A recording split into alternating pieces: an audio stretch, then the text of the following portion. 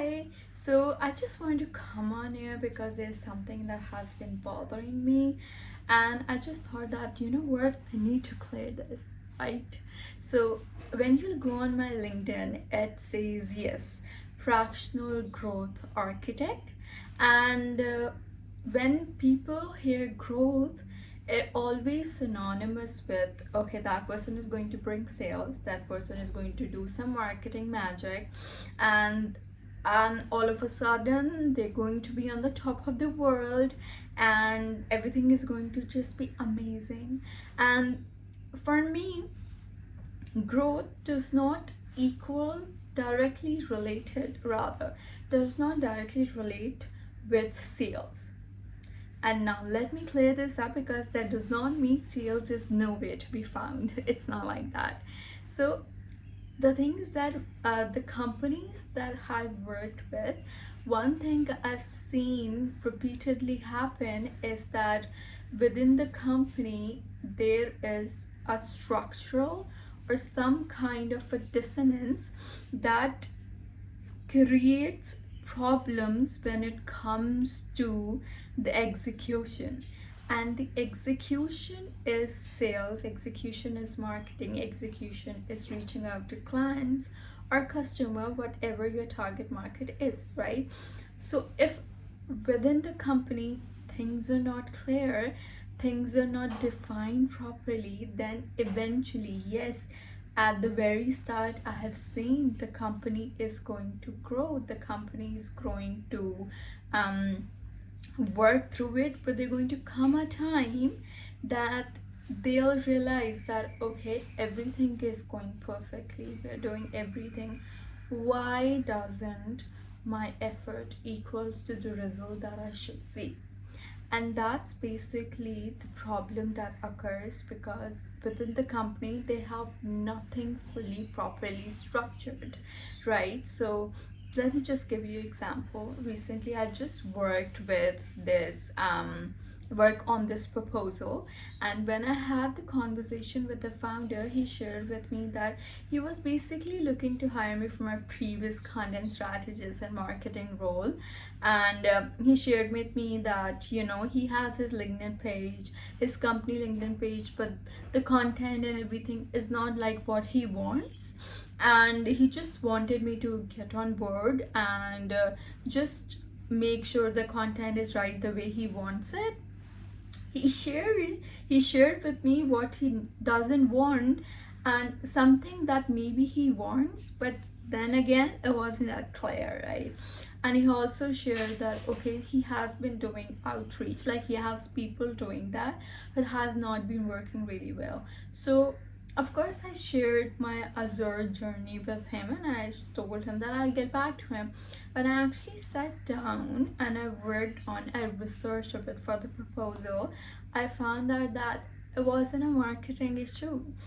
It wasn't like someone get on board, you spend money, and then marketing is going to do all the magic. And yes, for some people they actually work that they get people on board and they work, they execute, and things happen, and that's okay. But the thing is that oftentimes the money that is spent in that is oftentimes so much more that is required to take care of what happening within the company, and just a small step back can actually help improve things, right? So when I sat down, I realized that it was actually a founder narrative problem. And what I mean by that is that the the founder had an amazing skills, the founder had amazing years, more decades of experience, but at the same time he was nowhere to be found. He was nowhere to be found on his company, like he is principal of the company, but is nowhere to be found. His personality, the way he approach issue, the way he takes care of strategic decisions, that was nowhere to be found. And if like, this is always my motto, right? That if your idea is not innovative, you cannot produce a really great creative idea, then the creativity comes with the process. And when there is no creativity with the process, like you have exhausted every possibility, then you have to make sure that it, in a way that you execute, that's how you bring that differentiating factor, right? And for some people, some way or the another, they are able to produce that creativity.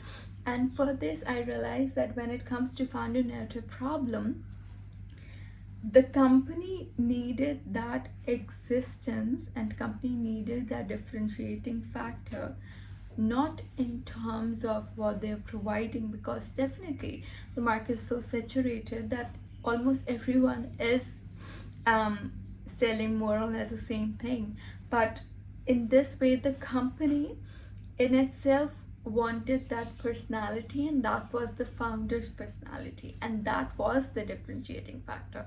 So within the company, the defining factor, the taking care of teams, not in the way of teams, but like the people who are working, the roles properly designed, the role properly, they know that okay, if this is what the company needs, this is what the goal is, this is how it's going to work around, then that system, when the full system is set, then that's how the sales, the execution part becomes so much more clear, because then people know that okay, even if it comes to marketing, even if there are 20 channels, their back is in that their structure is so solid that they already know that okay, there are 20 channels, I don't think 15 would work for me, but among these 5 I'm going to test with first 3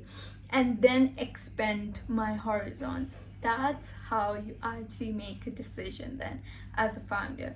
And that's basically what I worked at. Yes, eventually you're able to see things so clearly that sales would be easy, marketing would be much clearer, marketing would actually at the time be innovative, and everything like that. But what I worked, what growth is synonymous to me when I position myself, is when that if you as a founder, right, you are scaling, your business is doing well, but at the same time you're also realizing that I am working on different things, I have people on board, everyone is skilled, everyone is working towards it, but at the same time, why don't I see results as much as efforts are put in?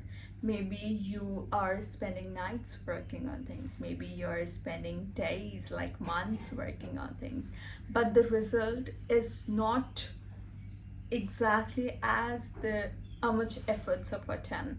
And yes, sometimes it takes a step back, but sometimes what there is that when you are amidst your company producing and taking care of everything in the whole that chaotic bubble, sometimes those directions, those proper pieces are very really hard to block them together like proper Legos stacked. So sometimes yes, people need some a third party, people need some external lens in order to see, in order to make sure that Legos are stacked on perfectly, in order to reach their goal. And at that time what happens is that not only the clarity comes in when it comes to the execution part, what to do, what not to do, where to go, where not to go, but also that they already know, have this confidence that the whole mindset of the company and the structure is so firmly built that even if one thing doesn't work out, they easily know how to go back and how to restructure and how to move on to the next thing, right? So that's basically what I wanted to declare, that growth, yes, for some people they work on sales, they work on these things, but for me the definition is different, the work is different. For me, the whole idea, what I bring to the table, That's basically different. So just this me building part of the Becoming Azur series is that the way I am finding, the way I'm defining my strengths and how I can put them into work, into building, and also into helping the founders see things clearly when when everything just seems very chaotic.